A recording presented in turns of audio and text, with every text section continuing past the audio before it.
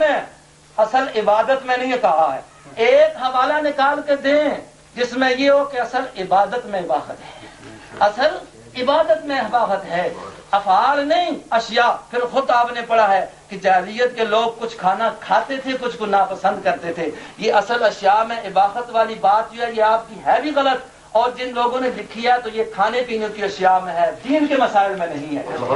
آپ نے خود جو وعدہ پڑھا ہے اس کے اندر موجود ہے، ابھی ہمیں ضرورت نہیں ہے اس پر حوالے دیں کہ ہم کہ اصل اشیاء میں اباحت کی بات آپ ثابت کریں کہ یہ دین کے مسئلے میں ہے۔ دین میں زیادتی کرنا احداث فی الدین جو ہے یہ بدعت ہے، اور کل بدعۃ ضلالہ، اور بدعت ایسا مردود ہے اس کو سلام کرنے کی اجازت نہیں۔ شیخ عبد القادر جیلانی رحمہ اللہ نے بدعتوں کو جو مردود قرار دیا ہے، میں اس کو لایا ہوں۔ یہ شیخ عبد القادر ختم ہو گیا جی۔ اچھا ایک بات صدر صاحب قریشی صاحب جی بسم اللہ، اب بات کریں۔ یہ آپ کے جو مدعی صاحب مناظر ہیں، آپ فرما رہے تھے مستحب ہے، شاید آپ کو یاد ہے یا نہیں، ابھی تھوڑی سی اور وہ مباح قرار دے رہے ہیں، آپ کو اعتراض تو نہیں ہے؟ جی عرض یہ ہے کہ جو جیسے پہلے قاری چاند صاحب کہہ رہے تھے کہ آپ کے نزدیک مستحب ہے یا بدعت مباح؟ عرض یہ ہے کہ اس وقت مناظرہ تحریر پہ ہو رہا ہے، جس پہ بھی ہو رہا ہے، جس طرح آپ کے تحریر۔ عرض یہ ہے کہ جو چیز استحباب علماء کاملین کے عمل سے بھی ثابت ہوتا ہے وہ علیحدہ بات ہے۔ میں آپ سے صرف ایک بات پوچھ رہا ہوں، مسئلہ تو اب حل ہو گیا ہے۔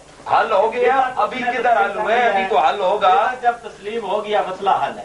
اب صرف آپ سے پوچھنا ہے کہ آپ فرما رہے تھے مستحب، حل اس طرح نہیں ہوتا کہ انہوں نے بدعت کہہ دیا، اس طرح تو وہ کہتے ہیں بدعت۔ سنیں صدر کہتے ہیں مستحب۔ اب مناظرہ پہلے میرا خیر آپس میں کر لو۔ نہیں آپ پہلے آپس میں میں سوال کیا، اختلاف ہو گیا، سوال کیا تو سنیں۔ ہاں جی، اگر اس طرح آپ کہتے ہیں نا جس طرح قاری چاند صاحب نے کہا بدعت ہے، تو پھر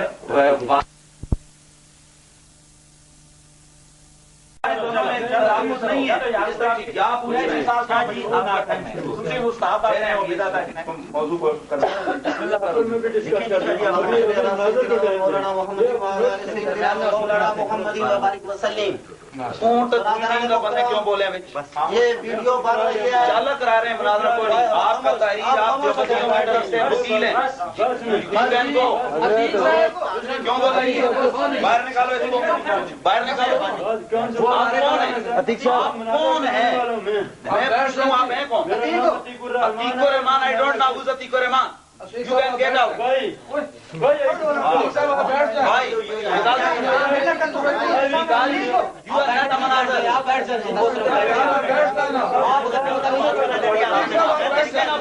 You can go.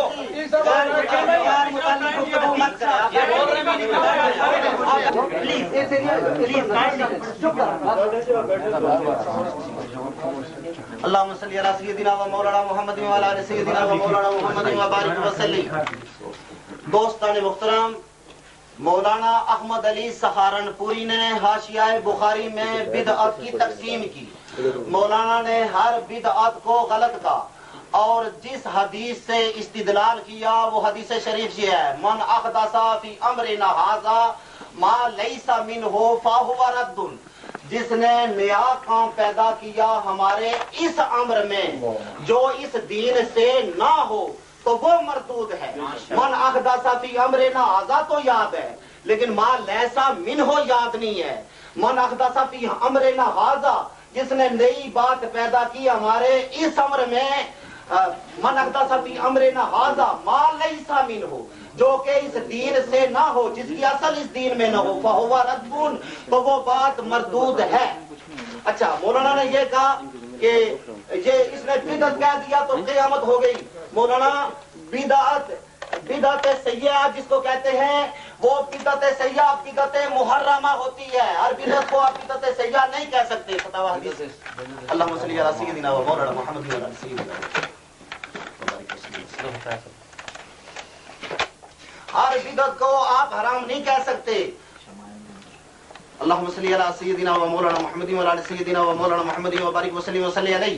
كل بدعة ضلالة وكل ضلالة في النار وهو محمول على المحرمات لا غير. علی المحرمات لا غیر وہ اللہم صلی علی سیدنا و مولانا محمد و علی سیدنا و مولانا محمد و بارک وسلم وصلی علیہ. وفی الحدیث کل بدعۃ دلالۃ، حدیث شریف میں ہے کہ ہر بدعت گمراہی ہے. وکل دلالۃ فی النار، اور ہر دلالت جو ہے وہ آگ میں ہے. وہو محمول، یہ حدیث محمول ہے علی المحرمات، بدعت محرمہ پر محمول ہے. لا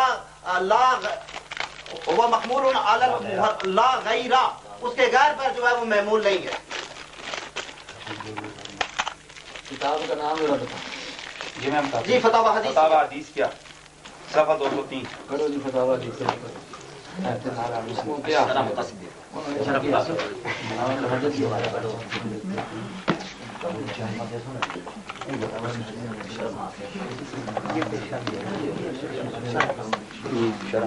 اچھا جی، میری یہ گفتگو ہو رہی تھی مولانا اللہم صلی علی سیدنا و مولانا محمد و علی سیدنا و مولانا محمد و بارک وسلم وصلی علیہ.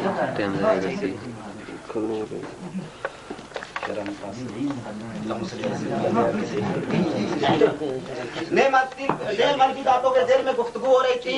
حضرت مولانا احمد علی سہارنپوری نے بدعت کی تقسیم کی ہے کہ بدعت دو طرح پہ ہے. ایک بدعت وہ ہوتی ہے جو سنت کے مقابلہ میں ہوتی ہے، وہ بدعت مذموم ہوتی ہے. اور وہ بدعت جو کہ مستحسن کے تحت مندرج ہوتی ہے شریعت میں، وہ حسنہ ہوتی ہے. یہ محترم یہ کہہ رہے تھے کہ یہ بدعت اگر مباحہ ہو گئی تو پھر یہ مستحب کیسے ہو گیا. یہ آگے وہ مولانا احمد علی سہارنپوری نے اس کی تقسیم لکھی ہے. اللہم صلی علی سیدنا و مولانا محمد و علی سیدنا و مولانا محمد و بارک وسلم وصلی علیہ. تقسیم لکھی ہے سنت کے مقابلے میں. مولانا میری دوران گفتگو آپ کو بولنے کا حق میں نہیں. یہ کہہ رہا ہوں نا اسی نہ کہو نا، اسی برداشت نہ کرو.